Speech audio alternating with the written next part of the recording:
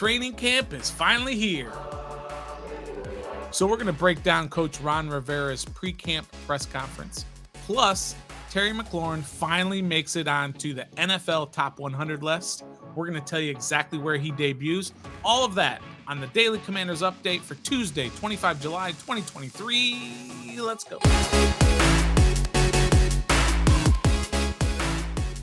Greetings and salutations. Welcome to the Daily Commanders Update here on Ref the District. I am the Stoner. We've got a massive show for you. We'll make it real quick so we don't keep you too long. But of course, before we get going, make sure you hit that like, subscribe, and notification button. Okay, first of all, the big news is, of course, training camp is finally here.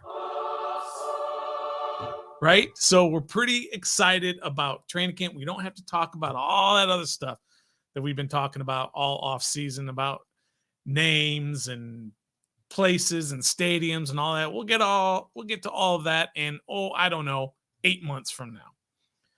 So big deal today. So Ron Rivera had his pre-camp press conference over in Ashburn.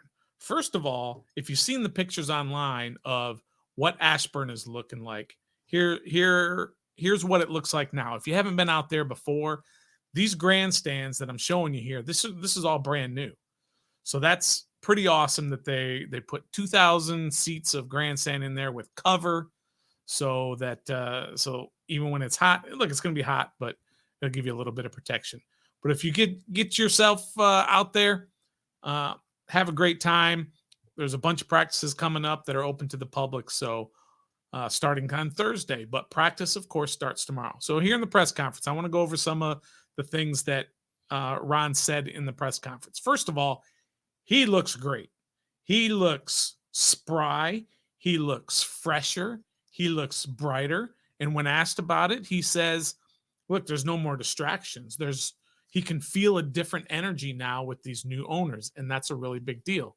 So that was the first thing that I thought was noticeable. Now let's kind of get to on the field type stuff. First of all, everyone passed their conditioning tests, and which is kind of a big deal. I don't know if you all remember. The biggest one that I can remember was the Albert Haynesworth one, when it took him 10 times or whatever to finally pass it. With Shanahan, I remember it was all we talked about for like a week, for hours and hours a day. Because Haynesworth, that big fella, I don't want to talk bad about him now, but he couldn't pass the conditioning test because he came in out of shape. Back in my day, as they say, back in my day, you showed up to camp out of shape and you got in shape at camp. You can't do that nowadays. You have to prepare for training camp. So you got to be in shape once you arrive in training camp. So everyone passed their conditioning test. So tomorrow, first practice, full go. Everybody's there. Everybody's working. All right. Of course, the biggest question of camp, the biggest question of the season, and Ron fully admits it. He knows it. Everybody knows it. There's no hiding it, is the progress of Sam Howell. He said it very clearly that the progress that Sam makes is going to be the key to the entire season. He said he's got to get consistent play out of the quarterback position. And he also mentioned Jacoby Brissett too. He doesn't want to just say Jacoby is not part of this quarterback room. So he did mention that. And he said what Sam did really well in that Dallas game is he self-corrected. He didn't have to be told on what he did wrong. He knew what he did wrong, and he corrected it in the game. So he wants to see more of that from Sam Howell. We all want to see that. Thanks, Ron. All right. Ron said he has to prove himself to the new owners. He knows that he doesn't have a job for life. He's got to go out there and he's got to prove himself to the brand new owners. And by the way, Josh Harris, at least, will be at training camp practice day 1 tomorrow on Wednesday. So that's pretty cool that he'll be out there. And also, because this has been so quick, you remember the sale just went final just a few days ago on Friday. So they haven't had a whole lot of chance to sit down and talk about, the structure of the roster and what they want to do with some of the guys' contracts. Some of the offensive coaches still don't necessarily have contracts and don't have specific titles yet. They haven't had a really chance to do that. They've talked about other things, but they haven't had a chance to do that. but they'll get to it. Don't worry. That stuff's coming. I think you're going to see some extensions here this season before the season starts, once Josh kind of gets in there and his team gets in there. And of course, Ron is able to talk about what he thinks, which guys he thinks need extensions. Cam Curl. He said he's looking forward to going up to Baltimore and taking on the Ravens for a week and then playing them in a preseason game. He loves how everything is spaced out this year. And so that brings a different energy. You don't get kind of into that rut of training camp because you know you're going to do something different. You're going to go up to Baltimore and you're going to smack against different guys, not the same guys every day in practice. Then you're going to play them in a game, and then you're going to come back. So I think it's great. I don't know why they haven't done this for years and years and years. It's always good to practice against another team. Yeah, there's more chances for fights. You have to do some travel, which you don't necessarily want to do. It's expensive. It's all of those things, but it's so good for the team. Sam Howell can get back there and practice every game, every day against the same defense, and he'll start to learn tendencies of the players. And you don't want to get into that rut. You need to see fresh looks, new players, new tendencies, new defenses, all that good stuff. So really excited about that.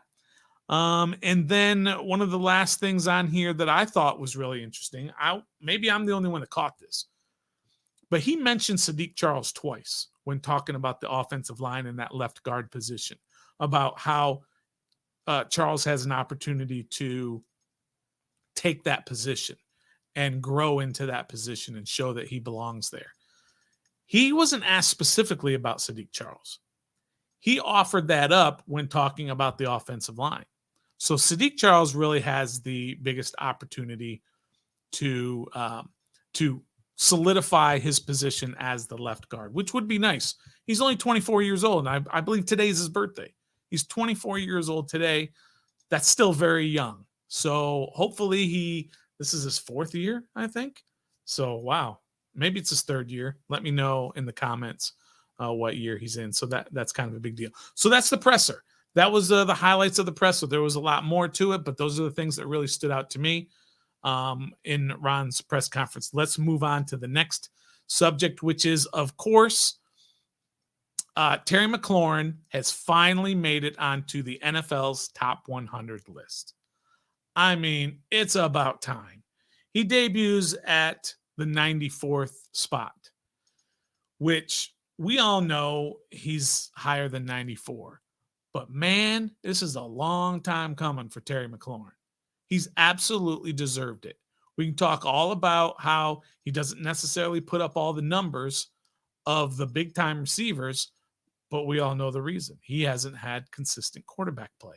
I believe he's been through 10 quarterbacks in his 4 years. That's a little much. So that's why he doesn't put up the numbers. But you ask any of those DBs, you ask the top DBs, the Trayvon Diggs, the Jair Alexanders, all those guys, they'll tell you he's probably a top 5 receiver in this league, and a top 5 receiver should be higher on that top 100 list. Okay, so the last thing we're going to talk about here is we're going to talk about the comings and goings. It's a new little feature that we're going to do every day on the Daily Commanders Update. We're also going to have another feature that doesn't start till tomorrow, because after the first practice, and I'm going to keep track of what I believe Sam Howell, whether he had a good practice or bad practice, based on everything that I hear and that I see. And we're going to kind of keep a tally throughout the training camp. But this little feature is called Comings and Goings, and this is just all the roster moves that were made today. So here you go. First of all, this didn't quite happen today, but these were maybe within the last few days. Safety Xavier Henderson. He is a undrafted free agent out of Michigan State. He was put on the active PUP list, which means he can come off that PUP list at any time during training camp. He counts against the 90-man roster. So what he can do is he can go into the facility, he can work out, he can go to all the meetings, he cannot practice. So if you have an undrafted free agent that they put on a PUP list, that means they kind of like you. Because otherwise, if you are a little bit banged up or whatever, and they don't like what they see, you just send them on down the road. You just cut them. So that was the first thing. Guard Andrew Norwell, we called him Not Well on this show. He was finally released. We all saw it coming months ago, and it finally was official today. I'm sure that had something to do again with the ownership group and where his contract is and all that stuff. Whatever. He's obviously out. This was a surprise to me. Quarterback Tim DeMorat. He's an undrafted free agent. I think he's probably going to be coming back at some point, maybe when there's another injury and somebody gets cut off the 90-man roster. But he was released. And this guy, go look at his stats in college. They're insane what he did. But he was an undrafted free agent, and he was released today. Tight end Armani Rogers, of course, was placed on IR. That means his season is done. Tore his Achilles back there in OTAs, and so he's out for the season. And then 2 signings to take some of those places with the Norwell and DeMorat being released. They signed kicker Michael Badgley to the 90-man roster. Will he challenge Joey Sly for that position? I don't know if he will, but it's good to have competition. Don't let Joey Sly, like they did with Dustin Hopkins all those years, just kind of no competition. It's your job, and he gets content. Don't let any of those guys get content. Bring in competition. So they did that with Badgley. Badgley is very accurate. He does not have a strong leg. So I don't know that he's going to be able to challenge. And then the last one is wide receiver Byron Pringle, signed to the 90-man roster. Signed a 1-year deal. Last year he played at Chicago. He played like 4 years, 18, 19, 20, 4 years in Kansas City. Of course, with Bieniemy. Bieniemy knows him. This is becoming what Ron was doing before with all the former Panthers, Carolina Panthers. Now all of a sudden we're getting all these former Chiefs coming in. But that's fine. Byron Pringle, I don't think he's an end of the roster guy. I think he's a guy who's going to be challenging for that 4, 5, 6 type position. And you got 4 is De'Ami Brown. 5 is probably Milne, and then maybe Kemp, and then maybe Allen, the undrafted free agent guy who's going to be doing a lot of the punt returning. This guy can play. This is not just some end of the roster type signing. This guy's a player. So watch out for him. I have a feeling if he stays healthy, he's going to make this team. He's a good baller. Now, he's not going to challenge for those top 3 spots, of course. Maybe not even top 4, but he'll be somewhere around 4, 5, 6, 7. He's a valuable piece. So those are the comings and goings for today, 25th of July. That's our Daily Commanders update. Appreciate everybody who has checked us out. We always appreciate your support. So keep those comments coming, man. We love the comments. We love replying to your comments, and share our videos with everybody out there. And, of course, hit that like, subscribe if you haven't, and the notifications. And that's the Daily Commanders update for 25 July. And so until next time, of course, be a fan.